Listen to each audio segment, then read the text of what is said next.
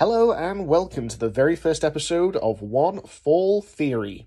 Today in this video we are going to be reviewing the June 10th edition of WWE Smackdown. But before we get into that, I just wanted to say thank you so much for listening to the first video on my channel. I'm really hoping that this space can become a cool interactive place where the smart wrestling fan can come. And I don't mean that in the negative connotation of the sort of smart mark, but smart people that appreciate professional wrestling as an art form. I'm really hoping that this channel can become a place where we change the image of the wrestling fan being that sort of fat, bearded basement dweller. If you are fat and you have a beard, that's all good. That isn't my issue. My issue is that I just don't appreciate the narrative that you're uneducated or you're an idiot for loving pro wrestling, because I do. I absolutely love professional wrestling, and I have for most of my life. And yeah, that's what I'm hoping this channel can become, a place for us to connect and learn and grow together. So, on to the show. We opened SmackDown with a really old school intro from the commentators. I really loved it. Pat McAfee and Michael Cole did a great job. Stood ringside, ring and shot, crowd behind them. And I really liked the way that they laid out the show. They set the stakes for different matches that we were going to see throughout the show. And most importantly, they set stakes for the main event. We were going to have Riddle versus Sami Zayn. And if Riddle won, he was going to get a shot at the Universal Championship next week on SmackDown. I did have a slight issue with the Riddle stipulation in terms of if he lost. And that was that he couldn't no longer appear on the SmackDown brand. Now, again, if I posed the question, were we supposed to suspend our disbelief? They set the rules of the universe, and a couple of years back when they did the brand split, they said that your USA executives were picking the Raw roster, and your Fox executives were picking the SmackDown roster. I wasn't a huge fan, but again, in the last few weeks, we've had RK Bro and the Usos appearing on both Raw and SmackDown. So just to sort of throw out that if Riddle lost, he could no longer appear on the SmackDown brand as a stipulation was a little bit of a tough pill to swallow. The upshot was we had a stake for the win. We were going to get a Universal Championship shot for winning. So we had a reason to stick around in the show. So that was okay by me. We can move on. And what we moved on to was the first Money in the Bank qualifying match between Drew McIntyre and Sheamus. Now, I'm a big fan of both these guys. They're both physical, incredible athletes. However, we are starting off the show with a really good example of one of the biggest issues facing the WWE at the moment. And that seems to be that we get the same matches over and over again. It's the same combination of guys. As I said, it's a Money in the Bank qualifier, so I love that there's a stake to the match. And the bell-to-bell performance was solid. The guys, gave it everything. They took risks. Really, you can't knock their performance. However, the match built towards a double DQ and eventually a big pull-apart brawl. Now, visually, I thought this was executed really well. And for me, personally, it did have callbacks to the Attitude Era brawls. But it just seemed to come out of nowhere. These guys, for me, unless I've missed something in the last few weeks, really didn't have a reason to tear each other apart. And again, it was that devaluing factor came into play, because why were either of these guys sort of so built up to the point of throwing away the opportunity at the Money in the Bank? It sort of devalued what that position is worth. Yeah, it was like 0 to 100. So I'll be interested to see where they go with it. As I've said, we've seen this feud. Just last year, these guys, they went and had 2 or 3 pay-per-view matches and programs in building up to those. So I can't see a big program coming from this angle. And if that's the case, it was just seemed to come out of nowhere. So I'm interested to see where they go. I think week on week, I do find myself wondering how Drew McIntyre must feel about his position in the company. Because, again, for me, he has been floundering recently. He's no longer the company's biggest babyface, despite his pandemic push. In the last few weeks, he's been dancing with the New Day. And then the next week, he's not able to beat Sheamus. So I do wonder where they go from here with Drew. I'd love to know what your thoughts on Drew McIntyre at the moment are. We're talking about a guy that we were led to believe felt he was going to be the next Hulk Hogan, or the next Steve Austin, or the next Cena. He was the guy that was ready to put the company on his back and run with it for years, and that hasn't come to fruition. So, I wonder where Drew McIntyre sits in the world of WWE right now and how he feels about that position. Speaking of positions, we had Lacey Evans making her return to SmackDown in the next segment, and I was really, really pleased to see Lacey return. I'm always amazed when female athletes come back after becoming mothers. I'm a father myself, and having a baby is no joke, so I can only imagine what it takes to give birth and then get back to a place where you're physically strong enough and fit enough to perform at the highest level. In terms of her opponent, Xia Li, one of the things that I'd love to share with you more in future videos, and I think really is going to underpin a lot of what I create here on the channel, is that I'm a huge proponent of wrestling mirroring cultural values. And when I say that, one of the quotes that always is sort of drilled into my brain is when the WWF first went public in 1999, there was this amazing quote from Vince McMahon that said, "Buying WWF stock is buying a piece of Americana." And I just absolutely loved that. When you track back to the 80s, and you think about Hulk Hogan, you think about even things to do with their presentation, like the rope colors, the red, white, and blue. Vince really built a brand that was based on America, American heroes fighting America's villains, and he was trying to produce a product that was American. When I think about other brands, like the success of Lucha Underground, for example, the current success of New Japan Pro Wrestling, for me, they're all built on cultural representation, and I mean it in the most appropriate way. Like, they're really mirroring for their audience what it means to be Mexican or what it means to be Japanese. And we've seen a great resurgence, in the last 10, 15 years in Europe as well. Progress Wrestling, different companies in Germany. So, again, to me, that those people that are finding success in the smaller independent businesses are the ones that can really nail down what their audience want to see. And yeah, from my point of view, a lot of that is underpinned by that cultural representation. However, having said that, characters like Xia Li, for me, walk that line at times of the uncomfortable. To me, it sort of borders on that cultural misappropriation, almost, a stereotyping, an offensive stereotyping.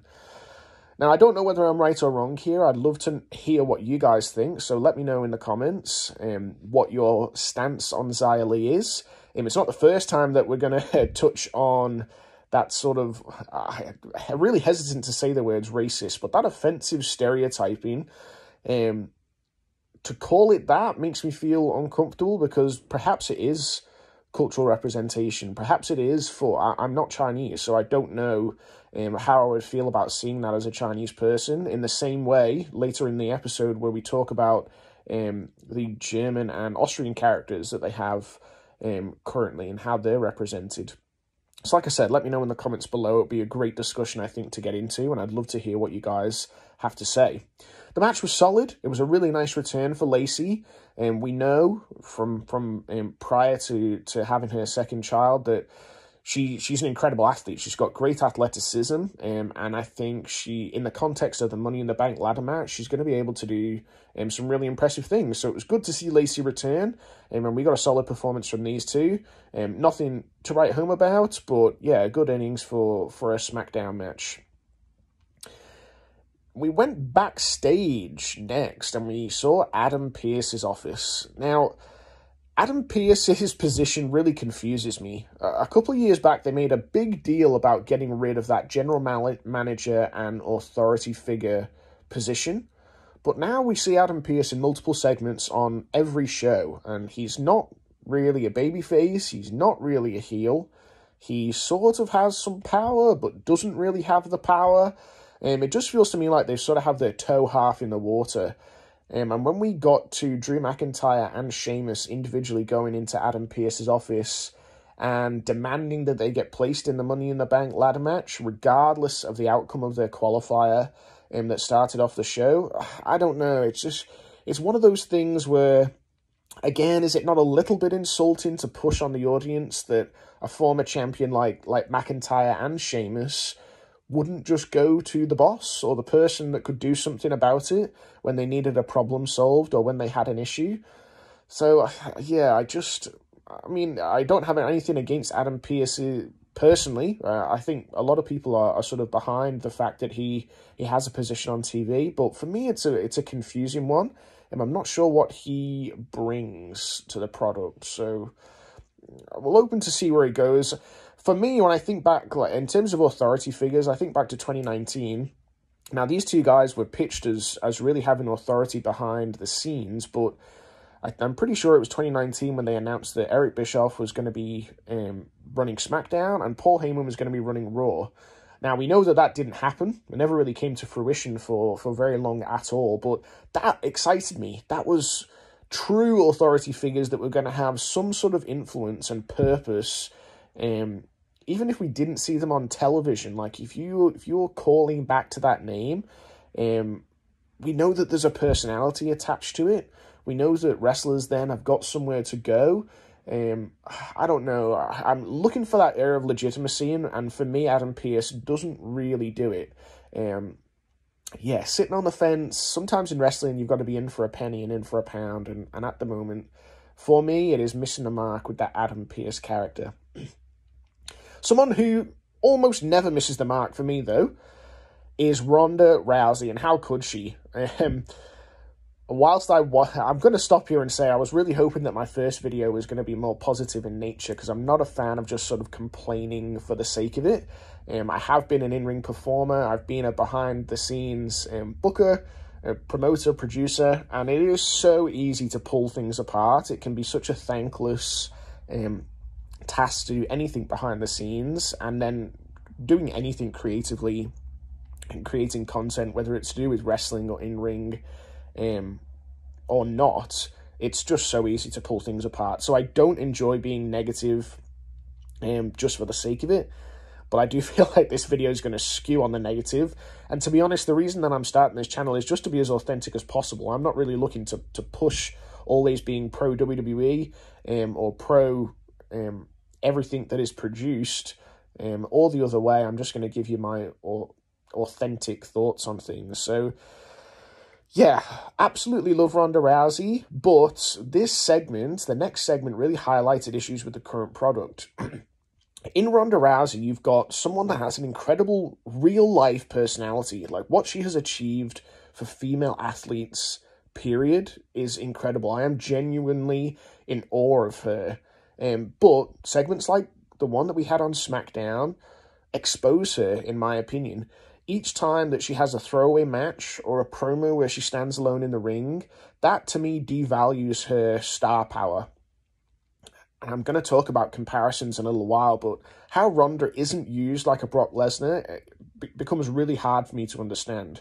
For me, she's a bigger star than Brock Lesnar. She's that true crossover star that the WWE and fans, the fandom of wrestling, have been talking about for the longest time. A true crossover star. She's been on every major media outlet. She's been in movies. She's an Olympian. She does not need to give rookies the rub, to sprinkle that overdust onto people like her opponent tonight, which was Shotzi. And more than not needing to, she shouldn't be allowed to. Maybe it's something that she's really wanting to do, to wrestle every week, but in my opinion, there's got to be people there that are saying, you are a bigger star than this. There are different ways that we can use you every week without you being overexposed. So, and that, you know, having said that, I like Shotzi. I think she's got a great look. She can talk. I didn't particularly enjoy this promo this week, but she has the ability to talk and to tell a story. This just wasn't the place for her, in my opinion. I would have much preferred to see Shotzi challenge Natalya this week on SmackDown and have that same sort of angry, jaded attitude so that she could challenge Natalya for her championship shot. That would have done more for me. Yes, it would have made it a heel versus heel match, but we could have developed then two threats to Rousey's title instead of a throwaway I want a shot, and you can fight for a chance at the title, and I'm going to beat you in 2 minutes. You know, we're heading to Rousey versus Natalya, but again, as I said before, we've seen it. We've seen it multiple times in previous years.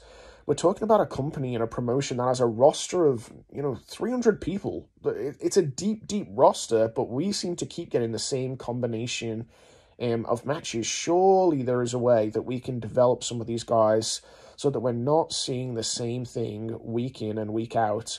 I understand that there is a ridiculous amount of television that these guys produce, let alone live content, but just in terms of the actual hours of wrestling that they put out every week. But the roster depth is just not being utilized, in my opinion, the way that it could and the way that it should. Now, I spoke a few minutes ago about walking that line of racial insensitivity. Out comes Ludwig Kaiser, and he introduces Gunther for his Intercontinental Championship title match. Now, I am a massive fan of, I've said that a lot on this show, I am a huge fan. It should just go without saying I'm a huge fan of basically anything WWE, but I was leaning towards I'm a huge fan of WWE video games. And my current WWE Universe Mode save actually has Ricochet as the Intercontinental Champion still, but I actually have the IC division represent Cruiserweights and Cruiserweight contenders. Like I said, this is my first video on the channel, but that is definitely something that I would love to talk more about in future videos and share more with you. I have enjoyed for many, many years, all the way from, Smackdown 2 Know Your Role video games, as having that as a sort of creative outlet for me. So the fantasy booking there, I absolutely love. Having to think about what I would be doing if I was behind the scenes and what matches and what direction I would take the company. That's how I use Universe Mode, and it is something that I'd love to be able to share with more people. I live in a really, really remote community at the moment in Australia, in Perth, which is already the most isolated city in the world, but I also live in a very rural town, which is nowhere near the city centre. So, it's one of my reasons for wanting to start this channel is to connect with people and share with people my love of wrestling. As I said, I live in a tiny, tiny place in the world, so looking for that connection is becoming really important to me. So if you'd be interested in learning a little bit more about how I use my Universe Mode, or sharing how you use some of those games maybe as a creative outlet for yourself, please let me know. Now, tonight Ricochet wasn't taking on another Cruiserweight by any means. In fact, in Gunther, there was almost no doubt about the outcome of the match here for me. Ricochet, I'm really sad to say, has been an irrelevant champion. And for all the stumbles that WWE had with Walter's transition to the main roster, he has been given a push. My question here is, well, what now for Walter? He wins the Intercontinental Championship on tonight's episode of SmackDown, beats Ricochet convincingly after, again, a solid performance. But is this championship now going to return to being that workhorse title? And are we going to see Gunther get a long run with solid mat work, which would be absolutely perfect for him, in my opinion? Or are we going to see it where the IC title becomes a ticket to the World Championship, much like the United States Championship was in the late 80s for WCW? In terms of in-ring work here, both guys told a great story, as expected. I'm a huge fan of both of these guys. Despite the size and style clash, both of them were so solid in the ring, and they put together a great TV match. Again, they told me a story. It was physical. There wasn't anything that was out of place. It was really neat. I don't think it did a huge amount for Ricochet. I hope that isn't the end of Ricochet's his push per se, but I hope we see him find a more appropriate place for his skills. What we saw from him in NXT, in my mind, was absolutely perfect for that style of competitor. So I'm not sure how they get there, but seeing Ricochet return to that sort of role would be ideal in my view. The only thing visually that did take me out of this contest at times, and I'm sure I might be stirring a little bit of controversy here, but what took me out of the contest, and has done in recent weeks, is the female referee. Now, I'm a huge supporter of female refs, and gender representation is so, so important. Representation in general is incredibly important, not just in wrestling, but in life. However, I do pose the question here of whether it comes at the cost of the fundamentals of pro wrestling in a match like this, and that is the suspension of disbelief. I've heard Jim Cornette talk about this quite a lot, and in general, I agree with almost everything that Corny says about wrestling. I find myself agreeing with him a lot. He is someone that is sort of negatively geared at times, and I do think he often goes way too far in terms of writing off female representation in wrestling. However, in terms of female referees in male matches, that is something that I agree with Corny on. Are we supposed to believe that a non-wrestling fan walks into a room and sees this on TV and believes in any way that that referee could have any control over Walter if it became too physical or if they needed to enforce their authority over him? Again, it's a little visual thing that if I'm supposed to be suspending my disbelief for this match, it just sticks out. So it absolutely isn't the fact that she's female. We've thankfully got so much such a stronger representation of females in wrestling and in different women's divisions throughout the world. And female refs in those matches is absolutely perfect. I absolutely do believe that female referees in those female matches, especially now we're having more and more of them, is perfect. Even outside of gender, if we took the gender issue away, I felt the same about referees like Todd Sinclair.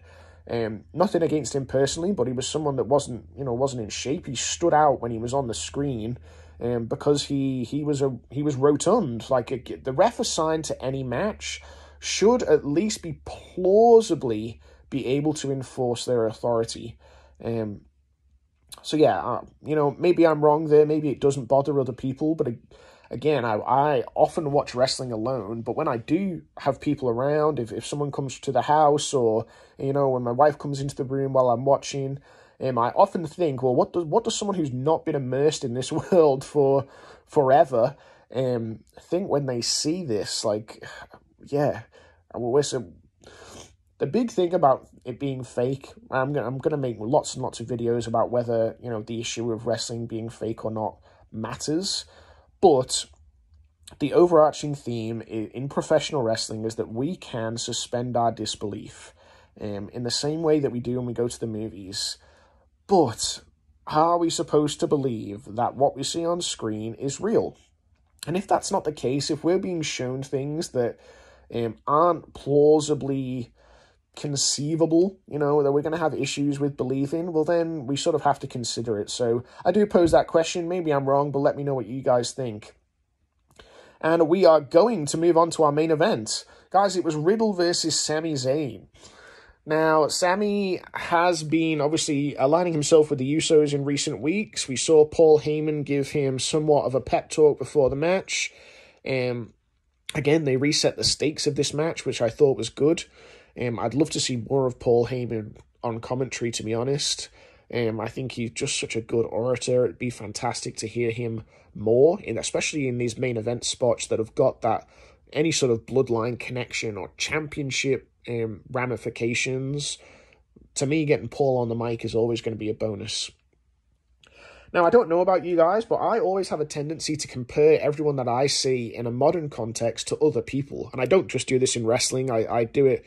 I'm a big FIFA player as well, and I have sort of football comparisons. But in the wrestling world, I pretty much have a comparison in the back of my mind for every WWE superstar on the current roster. And I tend to compare them to an Attitude Era or an early 2000s superstar.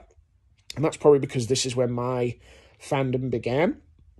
Now, I'm not sure if this is a positive thing in terms of my enjoyment or not, but I can't see how I would be alone in seeing Riddle with Kurt Angle potential.